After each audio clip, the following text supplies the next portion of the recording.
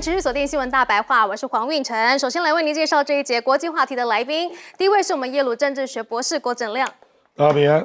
还有政大国关中心兼任研究员严正生。主持人好，各位观众大家好。好，以及我们的这个淡大助理教授倪锦中。各位观众大家好。好，高市早苗现在真的是骑虎难下了吗？于是他是在抛橄榄枝吗？他说希望能够与中国来持续的坦诚对话。来听一下他的说法。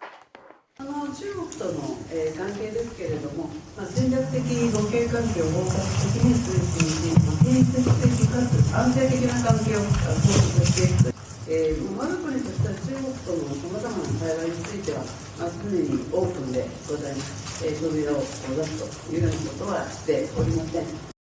好，但是呢，他对于这个台湾的说法呢是重申日本呢对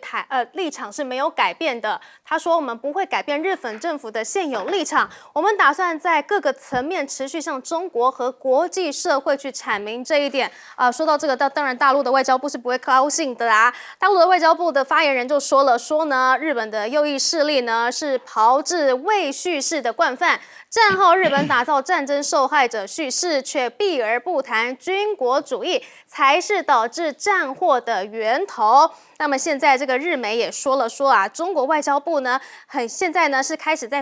要求大家选边站了哈。这个中国外交部自上个月以来是陆续召见了东南亚等多国的驻中国大使，就高市早苗的台湾有事发言来表达批判，然后要求各国要支持中方的立场。那么日本呢？日本当然是最希望得到川普的这个青睐啊。于是这个高市早苗又再度说呢，与川普有互信，随时可以通话。透过呢川普访日以及电话会谈，双方已经建立随时可以通话的信赖关系，希望能够尽快的跟川普再一次会晤。而另一方面呢，日本也是在加强自己的军事能力，像是这个冲绳防卫省在冲绳防卫局呢，就规划要在北大东岛来部署航空自卫队、移动式的警戒管制雷达部队，以加强对大陆航舰还有军机进出太平洋航道的监视能力。而另外呢，美国呢也要重启冲绳的伊江岛辅助机场来实施散训。好，报道指出这个伊江岛辅助机场重启之后呢，美国的陆战队与空军的跳伞训练任务呢，将会改在这里执行，以降低加手纳基地的负担。而冲绳很敏感的地方呢，还在于就是美军在1971年呢，曾经秘密的将3枚训练用的模拟核弹从日本岩国基地转移至当时由美方管制的冲绳。那么这个目的就是在避免核训练活动被日方察觉，并为冷战时期可能对苏联或中国发动的核打击能力来做准备。这个是日媒的报道。不过我们来看到日本国内也不是这么的支持去军事扩张的。这个呢，日本的参议员山田拓就说呢，这个几乎是等于一种宣战声明，已经是一个严正的问题了，至今都没有撤回，实在是过于自以为是了。于是他们就要求这高市早苗呢，必须要撤回错误言论。不过呢，我们来看到日本的经济的部分也是非常的惨尤其这个日债的殖利率是直逼2%。那作为长期利率指标的10年期公债殖利率呢，在17日的时候最高触及了 1.978%， 创下了2007年6月以来的最高水平，逼近20年以来未曾突破的2%心理关键点好，这个日债殖利率会高升，第一个就是因为日本央行肯定要升息嘛，再来就是因为高市这个大撒币好，另外呢来看到因为跟中国大陆的关系搞坏了，所以现在呢，中国大陆的春秋航空每周2个往返佐贺、上海的定期航班将在22日起到明年的3月28日停运。它虽然是没有说明这个理由是什么啦，但是有可能就是中国政府提醒的嘛，要公民避免前往日本。好。大陆的11月赴日人数大幅减少，那么日本的智库就说了，哇塞，这竟然是年损失上看1000亿元呢。好，这是野村综合研究院的学者估计说，如果中国大陆的旅客大幅减少的话，未来1年就可能使日本的经济损失1兆4900亿日元，大概是台币3032亿元难怪这个高市早苗会抛出希望与中国来持续的坦诚对话吗？我们请教亮哥。高市早苗这一种都叫做公关语言啊。他说什么？哎呀，我做的就以前政府都做的嘛。我讲太快了，我的幕僚整理资料不够了，这个没有用的。因为高市早苗讲的话极为精准，他就是因为讲的太精准，所以中国大陆一定要他撤回。高市早苗讲什么？台湾有事就是日本有事，这个够精准了吧？第二，他还讲具体的状况是台湾被封锁，就有可能有军舰发生冲突，这么精准就会引发日本的存立事态危机。这个概念也非常精准啊，这个概念就连接到战争啊，就我的生存危机啊。第三个概念，那日本就要考虑集体自卫权，就是有可能要出兵。你去想一想啊，台湾有事就是日本有事啊，然后存立事态危机啊，然后集体自卫权，都是这么精准的语言，然后你现在来糊弄一下。就说哎呀，我们就坦诚持续对话，我们一切维持现状都没有改变，这谁能接受啊？你前面讲这么精准，在国会都已经留下记录了。像那个日本社会党说你这个几乎等于宣战宣言就这个情况我们要出兵，你怎么有资格出兵呢？你怎么不去说朝鲜半岛有事？日本有事啊，你怎么不去讲啊？以前搞过啊，金正恩炮击延坪岛，离你更近，你怎么不去说朝鲜半岛有事，日本有事，偏偏要说台湾有事，日本有事，所以人家会有怀疑嘛？怀疑什么？怀疑你认为台湾是你的势力范围啊，不然人家怎么理解？所以才希望你说清楚，不然你就收回啊。所以这个是没有解的啦。你想想，他如果说朝鲜半岛有事，日本有事，俄罗斯的北方四岛有事，日本有事，搞不好人家炮弹已经打过来了。我讲白了就是这样嘛。所以我认为他这个都没解了，那没解没有错了，一时也解决不了那我们主持人跟我们这个电视台也不用急，因为2012钓鱼岛的国有化搞了2年才有结果现在才不到2个月啊，对不对？还可以再吵2年，所以不用急，不用急。所以我们不要太去关注高市早苗说什么了，因为那个意义不大了他去扯，我跟川普随时可以通电话啊，你现在踹看。你能不能跟川普再见面？我跟你保证见不到。川普现在避之唯恐不及担心你变成他4月访问中国的变数，所以你就知道美国的感觉就跟你不一样，你就不要讲中国了啦，不然俄罗斯为什么也跳进来？怎么俄罗斯感觉跟中国很像啊？对不对？所以我是觉得你去凹这个没有用这个连你的爸爸美国都是那样的态度你去想一想你已经都被雷达照射了，结果海格塞斯美国的国防部长出来讲什么话？雷达照射不利区域和平他连谴责中国都没有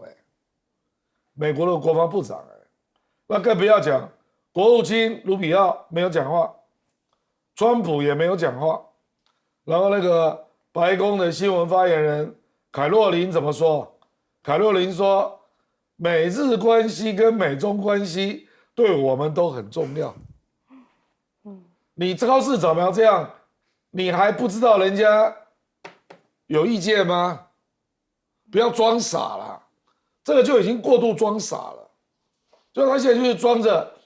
哎呀，我没有，我不是故意的啦，我跟日本政府以前都一样啦，美国没有抱怨啦，你装傻没有用啊。我们就看到中国大陆跟你就恢复不了嘛，那经贸关系未来一定还会慢慢升级的啦，现在坦白讲，大家都在聚焦什么？聚焦你12月26会不会去靖国神社？已经没有人在讨论你以前那个有没有收回了，因为大家已经认为他不会收回了，所以重点是人家是在关心如何避免进一步恶化，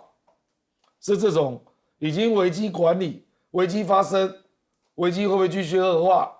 是这类的问题了，所以我是觉得这也没办法啦。你碰到这种这个对于国安语言国际政治的语言如此不精准算计的人来当首相这有什么办法？人家以前岸田文雄、安倍，人家就不会犯这种错岸田文雄是外交大臣出身的，对不对？安倍表示人家对这方面很熟悉嘛。其实他们的立场搞不好跟高市没有差别可是大家都知道，台面下的不能拿到台面上来讲结果你就把那个极右翼的底线全部都公开讲出来，还在国会讲出来。其实他的问题是在这种地方就是政治的不成熟，所以人家就会怀疑你会不会进一步犯错他问题是在这里我倒不认为小泉进次郎跟他立场就有什么明显的不一样，我也不认为啦可是小泉进次郎跟他爸爸都不会犯你这种错误就是你犯就这样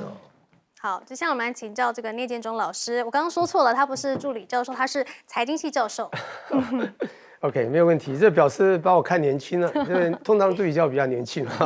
那个刚才那个光荣讲到一个，我觉得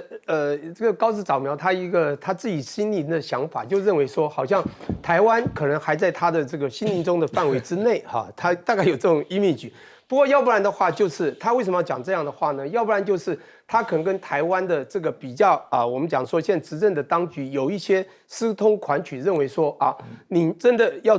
发生事情，我就这个去帮你。那这个的话，在安倍晋三的时候，显然有这样的一个 image。那当然我们也知道高市呢，他也是这个算是 follow 这个安倍的所以呢有这样的一个情况，当然我们不疑有他，但是好像也没有看到很正面的这个台湾的这个高层或者跟高市的很多的互动，所以呢，我觉得对他心中呢大概就认为这个台湾可能还是属于他心中的那一部分，但他为什么会这样呢？我相信他刚开始的时候抓的一个很重要的合约，而那个合约是不成文、不应该有的合约，就是大家都知道旧金山合约1951年前1952年生效的这个。那这个呢，如果真正解读的话，从我的解读是，它完全就违反了当时在1941年在战争可能快要怎么样，1942年初可能就预想到会成功，会解决掉这个所谓的当时轴心国的那些同盟国家所开的所谓联合国26国宣言嘛，在1942年1月1号，那时候讲得非常清楚也告诉了这个26国也称为讲以后的战败国，那可能要履行什么什么等等的。后来当然在隔年1943还有1945分别出现了开罗这个会议以及所谓的波茨坦宣言。那开罗会议非常清楚的交代了一个重要的事情，也就是说这个日本呢，它未来真的战败之后，它必须只能维持它4个地方，也就是它所谓的本州、九州、这个北海道以及中国这个四国这4个地方而已，其他的你必须要另外处理。当然，这个我觉得这个重点就在那联合国当波茨坦公告也特别强调了开罗会议所提的东西要严格遵守。那当然，这又回到1941年，我觉得这个所谓的联合国宣言必须讲清楚，就是当时有讲到所有的同盟国里面的国家不能够私下跟这个战败国未来签署任何一个这个没有大家决议的一个这个文。那当然1951年旧金山合约，我觉得就是一个大问题了。那旧金山合约里面有2个重要的内容，我就回应到刚刚讲这个，就是它有第2个叫做就是这个放弃领土的部分，第3是托管领土。那领土托管当然就是我们以后讲琉球冲绳的问题，那时间可能不够讲。但是呢，我觉得放弃领土，它有讲到2个，一个刚刚为什么不讲朝鲜，因为它朝鲜已经放弃就是承认朝鲜，但我觉得第2个就是台湾这个问题，也就是他当时放弃台湾，所以从那个时候开始到现在，我觉得高市他一直认为，我相信台湾的高层也有讲这样的话，也就是抓着这个来告诉大家，台湾还是未定。但是还是我要强调明显的就是，如果以一系列来讲，这个合约本来就不成文不对的，所以基本上呢，他讲这句话，当然就对。我们讲一个中国的领土要完整，要不管和或任何方式要统一之下，那高市讲这句话就严重错误。因此呢，我觉得中国呢现在当然他必须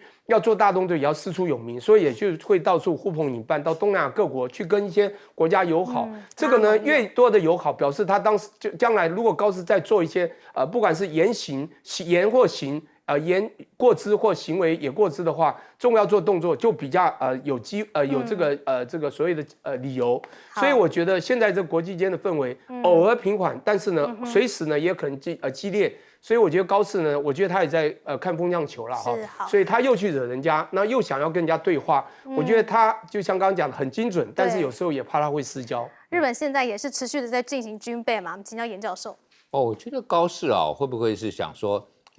这个很多这事情川普都是把心里的话都会讲出来，那我跟他学嘛就是我也讲我心里的话但你不是川普，对不起川普可以随便讲，但你不能随便讲，人家是老大，他是老大，对，所以我觉得他就犯了这个错误就是你今天。你可以说台湾有事如果今天台海有冲突，会对日本的经济或者有安全会有一些影响冲击，所以我们高度关注，我觉得这个就可以了。当你说到台湾有事，日本有事，然后还要弄出什么自卫的权利等等，那就表示说，第一个，你哪来的跟台湾你有安保条约吗？你怎么能够寄出一个比如说美国可以说日本有事就是美国有事美国也可以说南韩有事，也就是美国有事，但是日本都不能说南韩有事就一定是日本有事，除非美国介入了日本才会介入。所以你讲这个话，第一个你就把台湾当作你的条约的盟友一样了，那大陆怎么会接受这个？那当然希望你能够撤回。那看起来他现在就是说，我们过去关系已经没有改变，都是一样，对不起。那你要把你的话撤掉，那就是一样，而不是说我讲过的话，好像你晓得，我们常常讲说有人偷跑一下然后呢，就是说，没有，我回到原点了。但你这个偷跑的部分，你就不要再计较了我觉得这个也不行嘛。说老实话了，就是说他今天这种态度就有一点是说想说我创造一个叫做新的正常new normal。就是说我讲过话，那个过去了，我也不否认它，那就在历史里头、文件里头有了嘛，就在我的这个国会里头，这个答询的时候有这个记录了，那已经表白，那更对台湾这个来讲，这个可能我们民进党就觉得非常高兴，日本都已经看在这个记录头没有把它撤掉，那我觉得大陆现在就是说，如果你今天不撤掉，那就表示说你所有讲说没有改变，其实已经改变了，那你要把这个大陆也希望，就是说，在你想要创造一个新的正常的状况，他不让你创造，然后大陆搞不好会利用这个机会来创造一个他对日本的一个 new normal， 就是譬如说更多的军事演习更多的军演，然后甚至把俄罗斯找进来，让日本感觉到不安。那最后我还是要建议一下，你既然那么喜欢跟美国总统学那学一句克林顿讲的话。It's the economy, stupid. 你先把经济搞好吧。你现在这个，你看日本的这个，我们也知道日元大家都觉得说贬，好多人前一阵子说，哎呀，日元好低要赶快去投资不就买日元，结果进去以后发现还在跌，所以我觉得你先把经济搞好，可能更好一些。好，接下来我们来看到这个美中的部分。川普第2任期的首次例行的美中防务会谈登场了。美中的高级官员呢都在华府来进行会谈。那么美方呢是由防务事务副助理部长出席，来会见中共中央军委国际军事合作办公室的副主任。那么美方说美国国防部支持与中共解放军进行更广泛的军事沟通，以维护战略稳定，加强危机去冲突和降温管控。不过呢，中国大陆的军事实力还是不断的在迅速的崛起。我们来看到大陆2个超长程6弹战机首编队飞行哦，这是在成都飞机工业集团旗下的2架重型超远程第6代原型战机飞行机亮相近1年后呢，是首度进行了编队飞行。中方的6代战机计划至少领先美国空军正在开发的 F-47战机3到4年。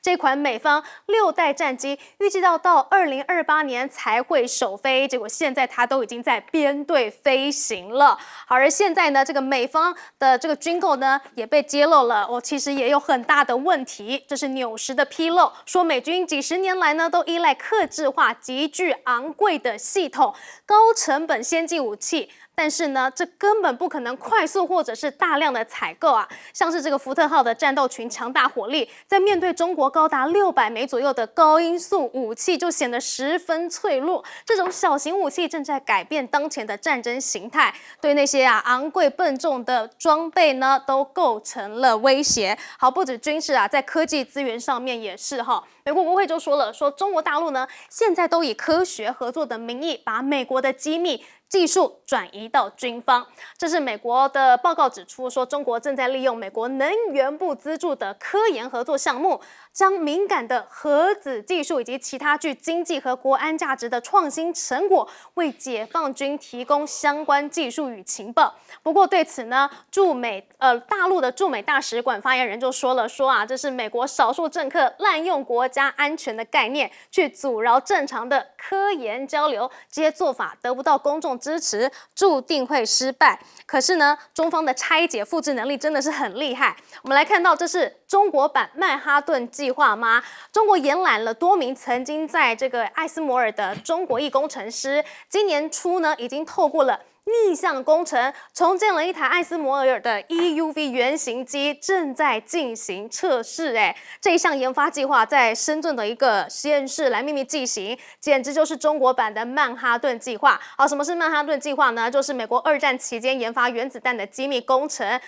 计划由中国政府主导，而华为公司呢就在这个计划中来扮演一个关键角色。好，而英特尔的最新制程呢，竟然呢也跟中国有密切关系的设备来进行吗？这共和党议员就痛批了，说这等同就是敞开大门让中国政府有机会能够操控，甚至危害我们最先进的半导体生产能力。英特尔竟然是愿意拿国家和经济的安全来冒险，是极为恶劣的。不过我们来看到，在天然资源上面，大陆也是很赢美国吗？现在呢，这个大陆发现了亚洲最大的海底金矿，这个是在莱州市三山岛北部海域新发现了中国境内唯一亚洲最大的海底巨型金矿，全市累积探明金资源的储量3900余吨大约是占全国的26% 哦。这个金矿资源的储量还有产量居全国首位。而现在中国还发现了这个新矿物新矿物，那也能够呢去找到这个稀缺的资源，这个镍钴的矿床。好，这个发现的新矿物呢，是具有了一项里程碑意义的科学突破，拓展了人类对物质世界的认知边境，有望合成出呢具有特殊性能的新材料。而现在大家都知道，这个关键矿物是非常的重要的，而稀土战是谁占上风呢？现在大家都很清楚了嘛，中国是明显的有结构性上的优势，尤其即便川普在跟马来西亚同意扩大稀土供应链合作，也将要跟这个泰国来强化关键矿物的供应链发展合作。那这类协议呢，都反映出丰富资源的国家都成为了稀土战的核心战场。但是中国开采了全球70%的稀土，还掌握了90%的加工产能，而且长期布局呢，让北京在下游加工厂环节是具备了压倒性的领先。反观你美国美国你想要开采这个稀土真的是困难重重，像是美国开采公司森特尼尔想要在内布拉斯加州来去采矿，但是呢，美国发现了这个矿产的平均生产量需要29年呢，而且呢，这个流程很漫长，成本很高，还有环保诉讼，都让这个投资人不想要去投了。好，我们看到美中表面呢想要维持和平稳定，但是在各个层面上面都还是在竞争吗？我们请教亮哥。我觉得最近最被凸显的当然是军事了啊，就感觉中国的军事的发展真的让美国感到极多意外了。第一个，比如说第6代的战机啊，那美国还停留在 PPT， 那中国大陆成飞跟沈飞都各做出1款，而且都已经在飞了啊。这个当然让美国感到无比惊讶啊。那另外，比如说是技术追上美国的啊，比如说福建号的电磁弹射，它就追上了，而且还非常顺利的在弹射啊。那反倒是福特号航母的电磁弹射故障率比预期1/1000多出非常多。现在大家认为故障率是1/400，那这样谁还敢飞啊？你如果弹不对，岂不掉到海里面去了啊？那最近最被美国重视的，就是中国大陆的量啊，就是它的产能导致数量的极大的优势啊。这个用大陆话讲叫量大管饱了啊。比如说它的超高音速导弹，美国预期中国大陆应该有600颗啊，所以福特号航母根本就进不了第1岛链，可能就被打到瘫痪了啊。就是因为它量很多嘛，它可以集中来打你啊。那最近又公布那个9天的无人机航母啊，那本身也是无人机，可以飞7000公里，可以在空中15000公尺放出150到200架的无人机。那这个当然下来之后也是饱和攻击啊，不管是用无人机炸弹，或用这个无人机来做攻击，所以我觉得美国感到很头痛啊。所以我们最近看到这个《纽约时报》爆料嘛，说国防部有一个叫优势简报，叫 overmatch 啊，美国好像被 overmatch 了，他本来是 overmatch 别人，现在是被 overmatch 啊。比如说你的军舰只有290艘，中国的军舰超过400艘，那到明年中国大陆会变成431艘啊。然后飞机你如果是在第1岛链要作战，中国大陆的总量，因为它近海作战距离很近啊，那它可以动员的飞机也远比你要多啊。我觉得这种现象大概以前美国没有这样在做反省的啦，就是说未来的战争啊，不是比赛1、2款的军品，你的科技比人家要更领先啊，而是你有没有足够的数量。你如果数量不够，对方用机海战术、舰海战术、高超音速的炸弹的弹海战术，那你怎么打？所以也难怪美国在西太平洋，他现在如果要作战，他越来越谨慎了。说我们没有要跟中国单独作战，没有，我们要结合盟友的资源来共同威慑中国。现在都讲这种空话啊。那事实上他的盟友最大的就是日本嘛，所以高市早苗也觉得他有了机会。我是你的盟友，对啊，我赶快来做军事的增产啊，这个预算增加啦，等等等啊，那美国也乐见啊，可是其他国家恐怕就不一定这样想，比如说韩国啊，我觉得李在明才不要介入台海战争呢，我觉得这个立场韩国是蛮清楚的。高市早苗马上的来增加这个军援，但是美国也不希望他话讲这么快了。我们请教聂教授。好，我现在呢，当然也引用刚才这个我们亮兄讲的那个，说美国那个美国呢这个惊讶，但我要用更严苛的字眼说，美国其实是非常忧心，甚至是害怕，因为我讲说这个大国博弈啊，我们就从军事科技这样讲起哈。我们都非常清楚，美国之所以有今天，跟2战绝对有关系，因为全部的同盟国在这个对抗轴英国的时候，美国是在1941年12月7号珍珠港事后的隔天才宣布国耻日才加入同盟国。实际上在这个之前，大家都知道，他们一直在做兵工厂，每年呢输出一堆的这个炮啊、这个坦克啊、飞机啊，就是给同盟国，然后就是赚足了黄金进来。那当然这时候呢，制造强国，那时候制造第一国就是美国了，它叫民主兵工厂。可是现在美国呢，完全的制造业空洞化，那就是为什么川普一直急着要MAGA要把制造业回流的原因，这是其一原因，因为已经空洞了。第二个呢，现在的原材料大家都知道，中国现在有底气，非常清楚，稀土我们大家已经谈了很久。那刚刚讲到的东西，不管我们听到太多什么，又是日本旁边深海又发现了稀土啊，要跟澳洲签什么合约啊，现在又跟泰国又跟马来西亚都缓不济急，而且没有用。川普是个聪明人，一开始上任就已经知道，后面的团队就告诉他，我们缺稀土，中国有。他一开始上任，还记不记得第一件事要格陵兰要拿下来？为什么？美国只有180万吨，格陵兰150万吨。可是你知道拿下来300多万吨又怎么样？他又开始跟乌克兰等等说好，我协助你，你要把稀土给我等等的各种交换。他到任何地方去抓，不是缓不济急拿不出来，就是现在有的呢数量不够。中国有4400万吨，而全世界1.2亿吨的稀土，人家的预估中国占37%。当然，刚刚讲的产量是因为中国产这个一年27万吨啊，美国只有这个6万吨。当然，这个呢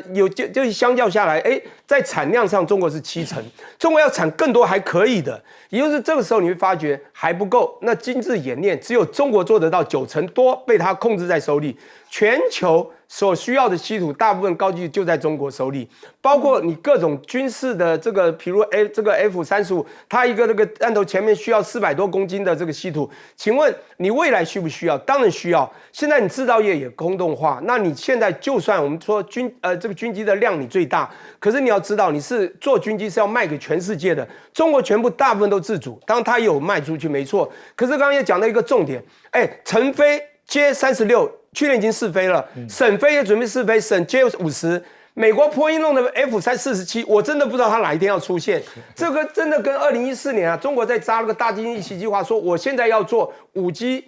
AI 的时候，你就发现它5G 华为、中兴就做出来，就全世界去服务啊、签约，美国就很惊讶。那时候是在科技上，中国走出去了，当然美国就开始质押。可是那时候美国还有力量质押哦，10年前，现在美国要质押中国难了。包括稀土也好，未来的锂电池也好，是啊，和种种的因素，你会发现一比下去，哇，糟糕！美国不但要惶恐，而且看起来他们自己知道已经没有机会了。各位想想看 ，NS 是什么？就是他们的国家这个安全策略已经非常清楚了嘛，他们已经畏缩了嘛，这是一个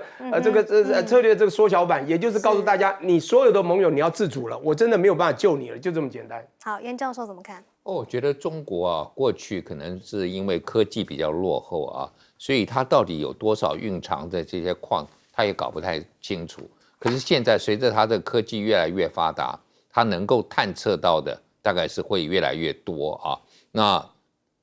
再加上它特别在稀土方面的发展，是因为比较没有受到这些环保管制的这些因素，所以它是可以比较生产。那我在这个节目也讲过很多次，就是其实西方国家，包括日本，现在你们都要感激中国在生产稀土，因为这个是有污染的这种工业，然后呢，让你们可以享受到稀土在高科技上面的使用啊，而不需要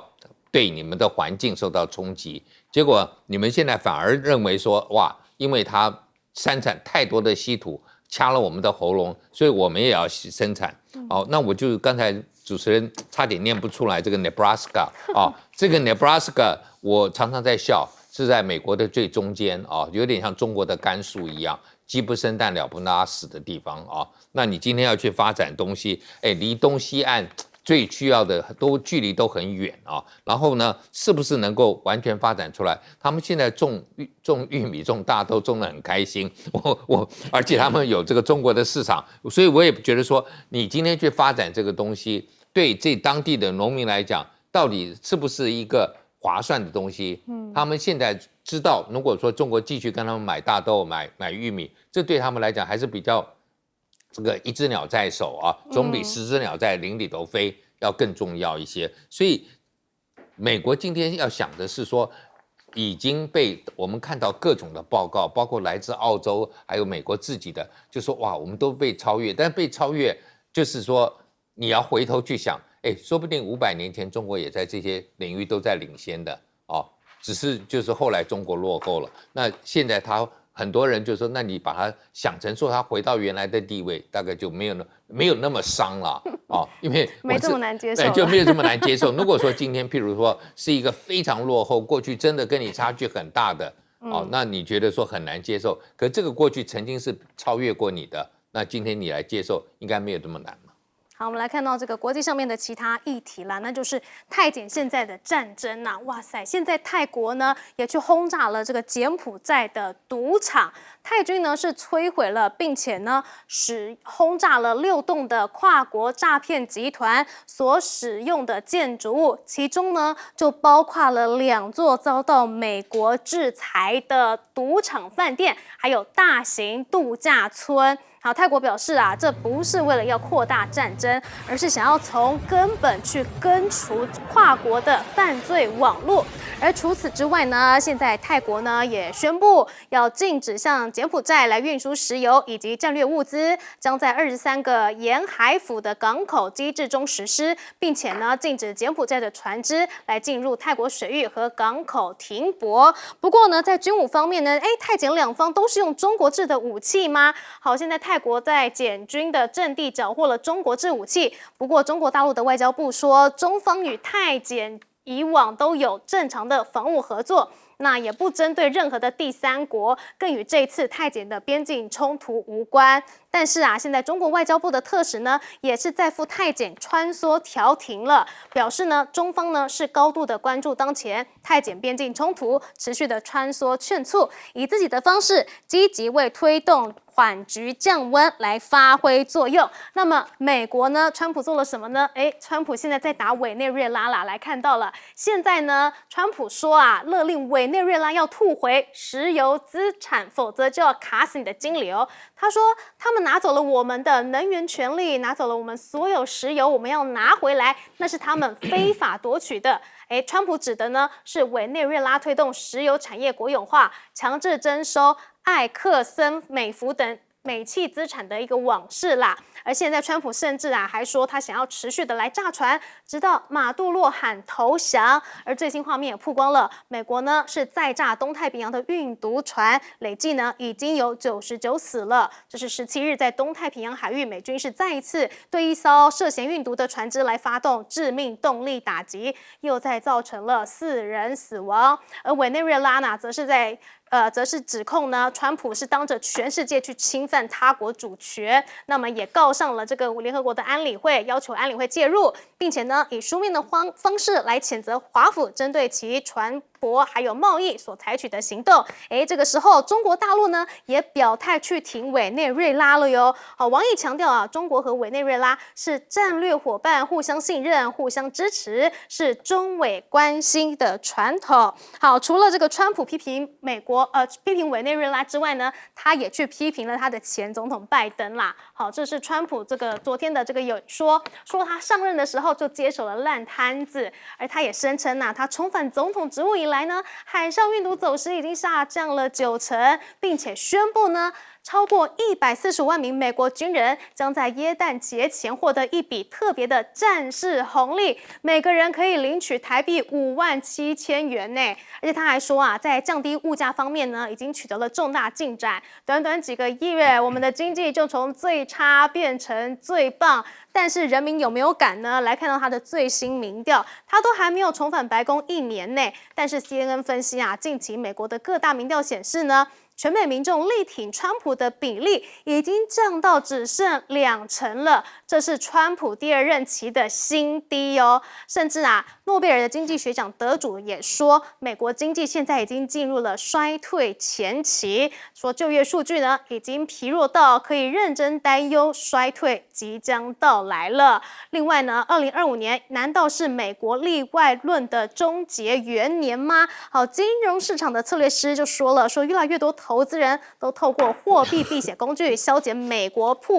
元曝险。2025年将载入史册，人们首次意识到美债不再是无风险资产了。但是川普还自评自己的经济呢是 A+++++5个 Plus。好，我们来请教亮哥，他怎么这么有自信啊？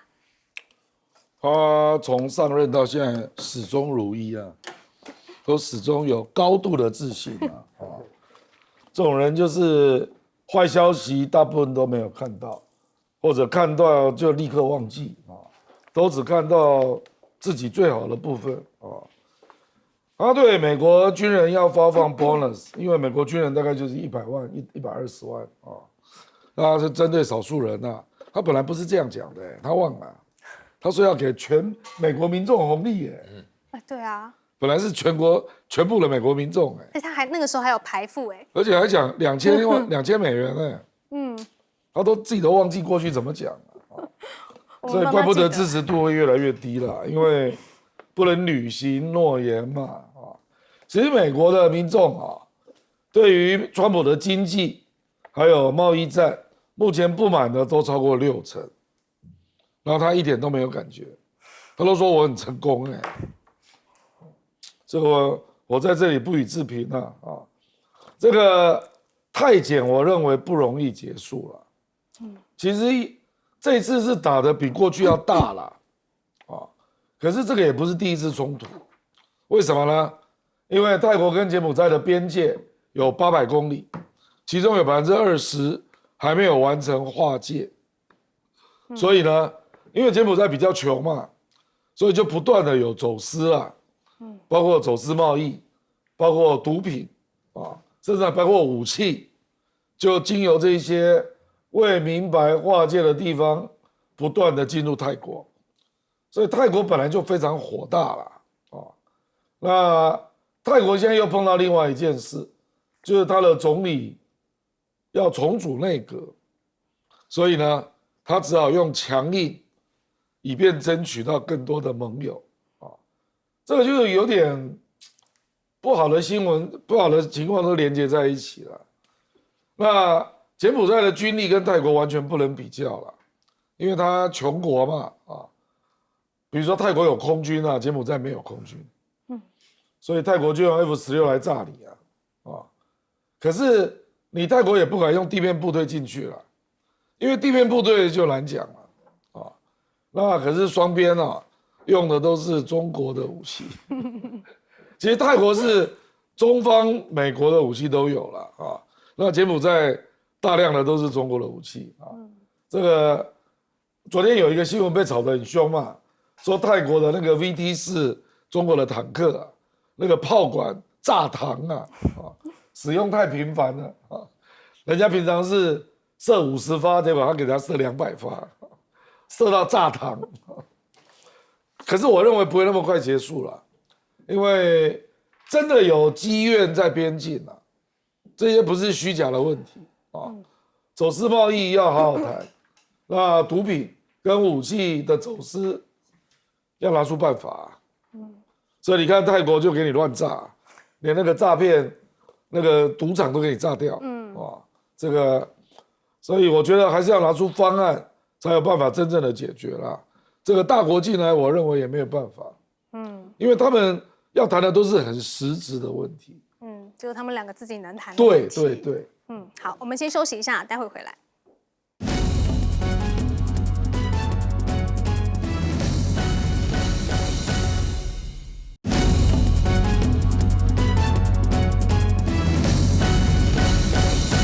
好，泰检的边境冲突真的是越打越大，我们来请教聂老师。好，那个我们都知道，有一个人上任之后呢，他就一直希望得到诺贝尔和平奖。然后呢，他知道奥巴马得过，那么甚至欧盟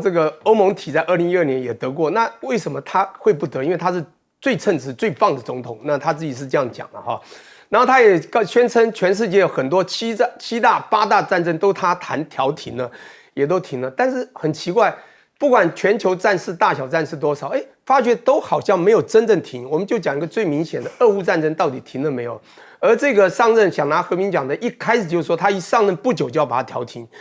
到现在还完全没有停，而且在这其中还曾经发生说，可能要中国来会比较有帮助，有这样过去的一种声音。而且那是西方世界的声音，为什么要中国来？因为中国的力量真的提升了。我讲国际力量。那再来讲，现在讲这个泰国柬埔寨，当然之前不是打过一次吗？那当然，这个川普就说，你看他们很快就停了，因为也是我的功劳，他也把这个当做他的调停之一，不是这样吗？可是现在又发生了。说实在的，就像讲说，他们有些实际上在实质上互相要争，甚至就是一个诈骗的园区，在柬埔寨、泰国看不过去，也有一些他们之间的这个内部的问题。所以川普你要去调停，说不好听的，人家只是怕你有国际的力量胁迫，实际上人家会偶尔听，但人家有自己的利益。但是你知道，中国不一样，中国力量起来的时候，中国现在他也知道对方这2个国家可能有一些实质的一些纠葛，比如2个人吵架都有公州公有婆州婆有，这个人要做和事佬，他也不能说你谁错，但是他会穿梭来往。中国现在在做穿梭来往，在2个说，你们就不要这么的过之。当然，他也讲到柬埔寨曾经也跟这个中国有所谓协防，他也不可以去帮柬埔寨，但也要跟泰国有非常多的 business 来往，而且这都属于东方血统，甚至有很多华人，所以我觉得这个也只有中国有办法调停，美国真的也没有办法啦。所以我说还是一句话，中国的力量崛起，真的在这些调停中，以后可能中国的力量会越来越需要中国。好，我们先休息一下，待会回来。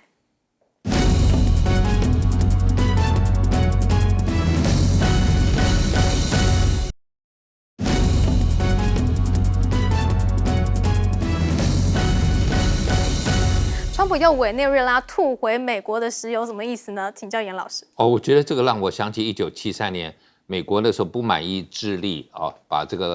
个电话收为国有，然后就搞一个军事政变，把这个政府给推翻，然后还认为说这个是智利的人民不负责任，选出一个左倾的政府那现在同样的用这个同样的逻辑，就是委内瑞拉他要去介入，然后要把美国的公司好像利益要抢回来。对不起，我要提醒大家一下，委内瑞拉的石油没有那么好，你要去抢中东的委内瑞拉是比较重的油，它杂质比较多，提炼起来比较辛苦一点。好，那今天如果他用这个理由去介入委内瑞拉，那泰国打击柬埔寨很正当啊，我也是打击毒贩啊，打击这些诈骗啊，所以现在就他们俩这个都为了我们这个国际关系里头的一个叫人道介入做了一个新的定义。过去人道介入是说你这个国家发生什么人道危机，特别是讲到可能是种族灭绝我还是有理由介入，虽然你没有侵略到我，但国际社会有责任介入，他们叫做 responsibility to protect， 有责任保护保护责任的义务，所以呢就叫 R2P。那现在好像看起来，只要你卖毒你今天这个搞诈骗，我都可以介入。如果他们这样子都允许，那大陆会不会说以后台湾搞诈骗，他用这个来介入？我觉得这个我们就要特别去想一下，就是川普创造出很多国际介入的这种不同的概念就我们以前没有这么强烈的，就是大家都是认为说是战争里头老百姓受到了伤害，那不能不比如说现在在加沙，大家觉得说这个是非常重要的人道危机，你去介入，这个是有可能。过去柬埔寨也被越南介入过，因为他那个时候赤柬曾经就是杀害很多，我们讲这个杀戮战场什么，所以越南介入那个是大家说是人道救援人道介入可以忍受的。可是现在那泰国说，我现在是为了我们这一些所谓的